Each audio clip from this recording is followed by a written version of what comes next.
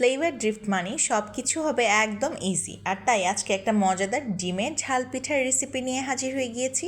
হাতে মাত্র একটা ডিম থাকলে আর শুধু পেঁয়াজ, মরিচ আর ধনেপাতা থাকলেই তৈরি করে ফেলতে পারবেন ভীষণ মজার এই রেসিপিটি। চলুন তবে কথা না বাড়িয়ে শুরু করা যায়। তার জন্য প্রথমেই একটা পাত্রের মধ্যে আমি এখানে একটা বড় সাইজের পেঁয়াজ কুচি নিয়ে নিয়েছি। পেঁয়াজগুলো দেওয়া হলে এখানে আমি 2টি কাঁচামরিচ ইউজ করছি। কাঁচামরিচগুলো কিন্তু কুচি করে কাটা হয়েছিল। আর দিয়ে দিলাম কিছুটা ধনেপাতা কুচি। আর এবারে দিয়ে দিলাম হাফ চামচের মতন লবণ। এবারে প্রথমে হাতের সাহায্যে একটুখানি চটকে চটকে পেঁয়াজ মরিচটাকে ডলে নিতে হবে। ভালোভাবে পেঁয়াজগুলো চটকে নেওয়ার পর এই পর্যায়ে দিয়ে দিতে হবে মেইন ইনগ্রেডিয়েন্ট, যেটা হচ্ছে ডিম। মাত্র একটা ডিম দিয়ে আজকে তৈরি করে দেখাবো অনেকগুলো পিঠা। ডিমটা দেওয়া হয়ে গেলে এবারে খুব ভালোভাবে ডিমটাকে ফেটিয়ে নিতে হবে আর পেঁয়াজ মরিচের সাথে মিশিয়ে নিতে হবে। ডিমের যে কোনো খাবারই কিন্তু আমার খুবই পছন্দ। আপনারা কে কে আমার দলে আছেন সেটা আমাকে জানিয়ে যেতে পারেন।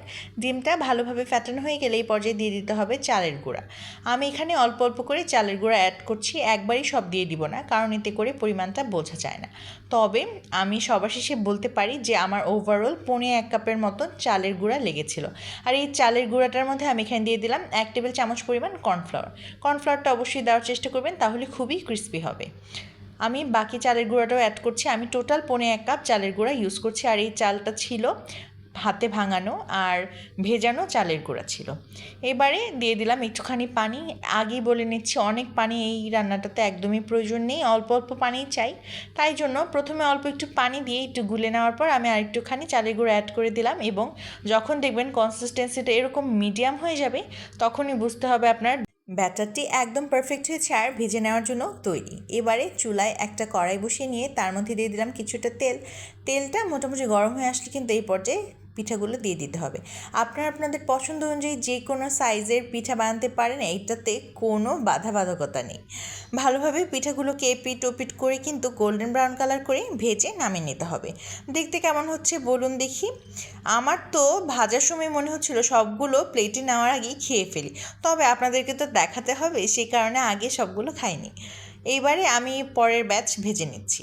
পিঠাগুলো যদি দেওয়ার পরে দেখেন সবগুলো একসাথে হয়ে গেছে, সেটা নিয়ে কিন্তু টেনশনের কোনো বিষয় নেই। এক পাশ হয়ে গেলেই আমি অপর পাশটা উল্টে নিচ্ছি। আর এবারে একটা খুন্তির সাহায্যে জাস্ট হালকা করে যদি একটুখানি আপনারা সরিয়ে দেওয়ার চেষ্টা করেন, তাহলেই দেখবেন পিঠাগুলো আপনা আপনি আলাদা হয়ে গিয়েছে। সো এই ক্ষেত্রে টেনশনের কোনো বিষয় নেই। শুধু একটা টিপস দিতে চাই, তেলটা যেন গরম থাকে। তেলটা যদি গরম না থাকে তাহলে দেখা যাবে পিঠাগুলো ছুটতে চাইবে না। আপনার কি লক্ষ্য করেছেন পিঠাগুলো কিন্তু অনেকটা ফুলে উঠেছে। পিঠাগুলো আসলে দেখতে এত কিউট ছিল যে খেতে তো আমার আরও বেশি পছন্দ হয়েছে।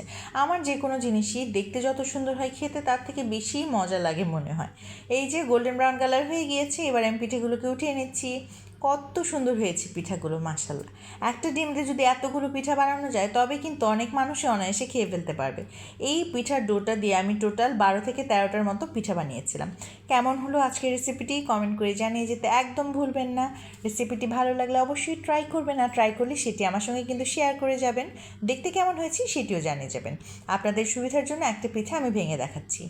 পিঠাটা খুবই ক্রিস্পি হয়েছিল, আর ভেতরটাও দেখিয়ে দিচ্ছি। কি সুন্দর একটা পিঠা, আমি নিজেই সুনাম না করে পাচ্ছি না। আজ তবে এই পর্যন্তই। সবাই ভালো থাকবেন, সুস্থ থাকবেন। আজকের রেসিপিটি দেখার জন্য আপনাদেরকে অনেক অনেক ধন্যবাদ।